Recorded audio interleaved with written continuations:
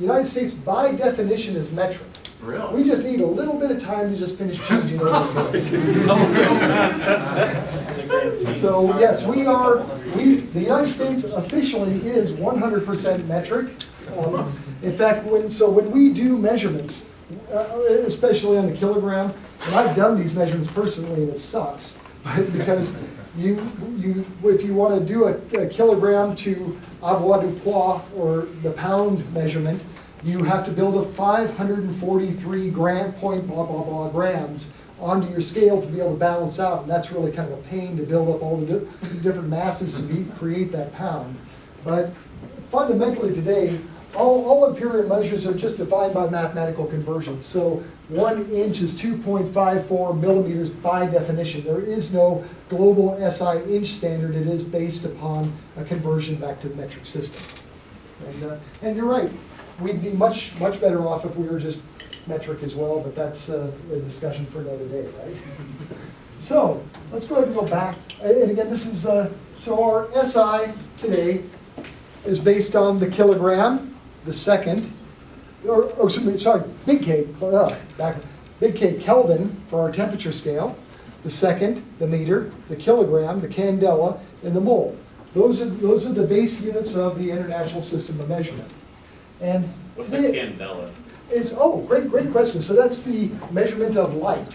So understanding light power. So lumens is it just fake? No, it's a derivation Okay. off of the candela. Again, it's a mathematical conversion.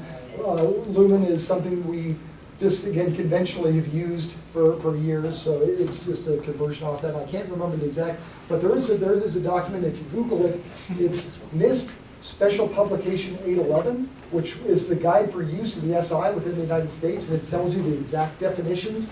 And it's a great document as well because it also tells you how to properly use all the metric system with the proper capitalizations and all that stuff. Yes, Jim? So like when we buy LCD or LEDs and LEDs, right? Yeah. That's millimeter. Yeah. So the candelas is in places where it's in. There you go. That's a good point. So, but anyway, that's a good document to see some of these, where these definitions come from. In my presentation, I'm going to briefly touch on the meter and the second, but I'm really going to focus on the kilogram, as that's interesting. Come on in. So, let's start with the meter. So this is actually what the first artifact meter bars, the first out of 1875, what the first definition of the meter was. It was the length of a physical artifact that they chunked out, that they defined as a meter. And it's this particular bar is made out of platinum and iridium, so it wouldn't oxidize, and it had pretty stable properties. There's some geometric dimensions to minimize Abier and sag, out of that is a reference standard. And again, so the definition of meter has changed over the years.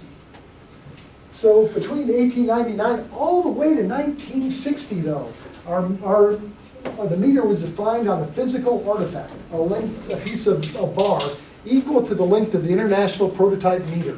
So now I will say, so these were all housed in the International Bureau. The International Prototype Meter was housed in the International Bureau of Weights and Measures just outside of Paris, France, during that time.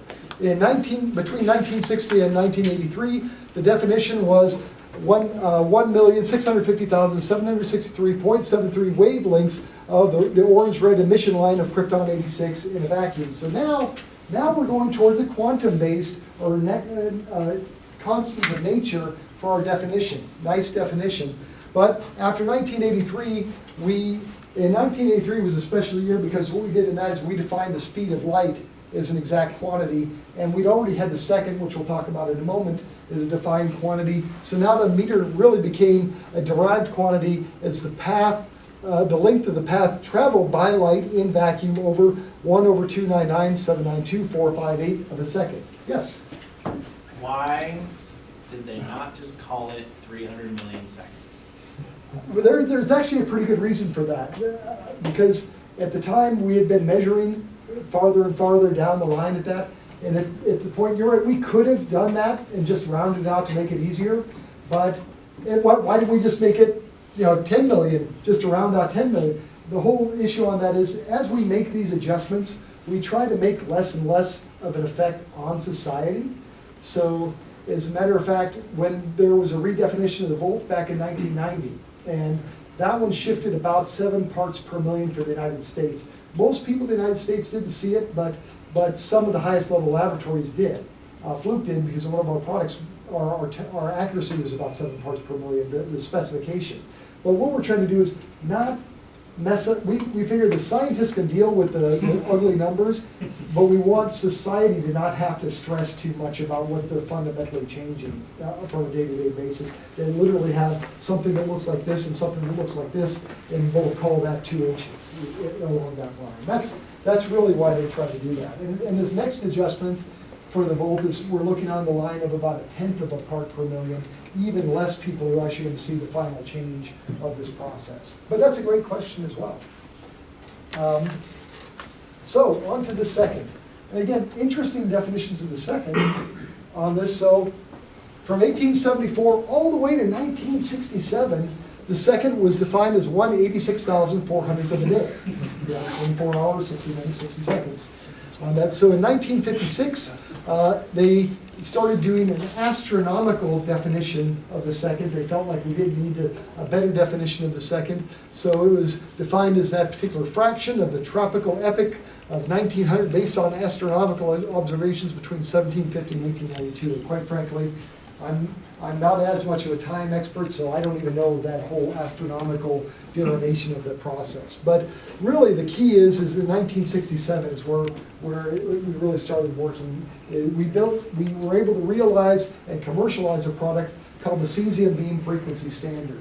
So it made it very easy to make an atomic clock based on hyperfine transition levels of cesium. So again, you can see the second was defined as 9,192,673,770 periods of radiation corresponding between the 2 hyperfine levels, of course, in the valence electron of the cesium-133 atom. So, constant of nature. Now, the benefit of this is that this is a universal type of a measurement as well. I don't have to keep coming back to the Earth to recalibrate my clock system. If I've got an atomic clock, a cesium beam frequency standard, I can realize that calibration reference and be tied into Earth anywhere in the entire universe. And there's a really big benefit to that.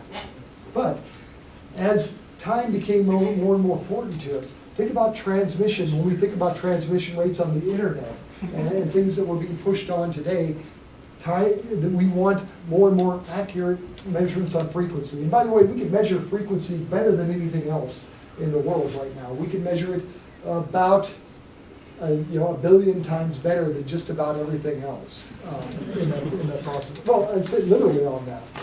So Fluke sells a product right now, a frequency standard that's steered by the Global Positioning System, and it's specified accuracy. It's an industrial product in a sense, and it's spec to a part in 10 to the 12. So what does that mean for a part in 10 to the 12? Well, that means fundamentally that it loses 1 second in every 31,700 years. That's pretty sound. And the best scientists that are building strontium clocks and NISTs are working a million times better than that today as well. So as we've actually refined and improved, specified a little bit further that definition. So you can see between 97 and 99, we added to that that this is the duration if the atom is approaching 0 Kelvin. So we're reducing background radiation. Again, that's what they're doing the work where they're getting to the world's coldest temperatures and quantum corralling. That came in, and from 1999 to present, we've also included some corrections for ambient radiation in that process. And the people out in NIST has a laboratory in Boulder where they're doing a lot of this work. If you take a look at that, and I'll say if you look at grad school at Colorado University, that's a pretty cool place, and you could even get involved with some of these projects. Yes? How does the ambient radiation affect the measurements on the sensor? Again, now you're getting into the Nobel Prize winning subtleties of quantum mechanics, if you understand. And I got to say, that's almost a whole other lecture, on that myself, and I'd have to even prepare for that. But it's all about what they're doing is they're measuring these resonant frequencies where they're trying to select atoms and they're kicking out atoms of any kind of energy whatsoever, so they're reducing them down to that, and they also want to make sure that there are no ambient effects of radiation affecting that atom as well. That's kind of what that definition is based on, as best I can tell you the simple story. Oh, okay.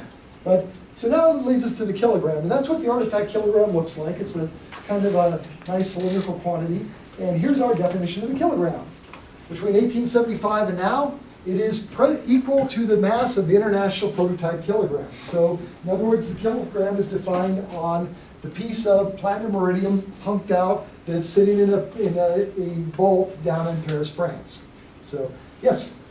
When was that particular one produced? That was produced shortly after the SI. I want to say, I think it was like, I'll go back, I've got it on slide here, I want to say like 1880 or 1890 in the international prototype kilogram. So it's been that Same one for that long. Yes, so what they did is they made 40 of these kilograms. They lumped them out and published them and machined them and tried to balance them all out as best as they could. And then they just picked one and said, you are the reference by definition. And then they numbered the rest of them and they disseminated the rest of them to the other nations. So United States primary kilogram is K4, I believe, but we've got a second one as well. I can't remember the number of the second one.